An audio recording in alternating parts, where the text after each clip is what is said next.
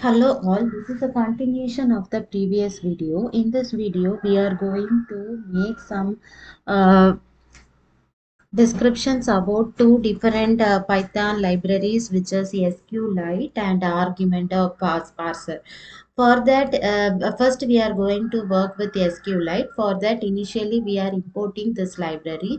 This importing this library, it will call all the functions which is found in the into this SQLite3 library. So first, within this SQLite library, first we are going to connect to a SQLite database or database. So what why in that case we are making this connect use of connect function. So what it will do means it will create an database named as example.db. If it is created already means it's not an issue. Again it will be created. I will just show you. Now we have created a database like this.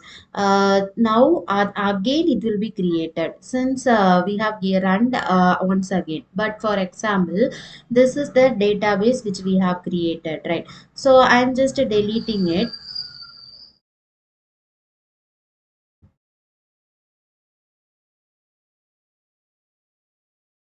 Now if you see means now here in the output, now you may notice that there are four entries, but now I'm going to run it. Now there is only two entries because again if you are running the code means again the data will be created. So this that is the use of this connect function. Then we are making use of the cursor function also. Then we are making creating a table into the database which we have created. For that we are making use of the execute function.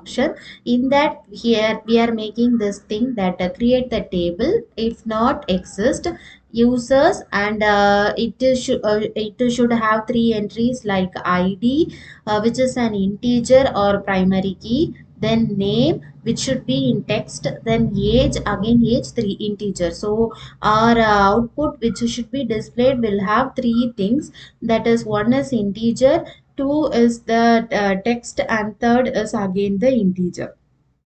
Next, we are inserting data into the table.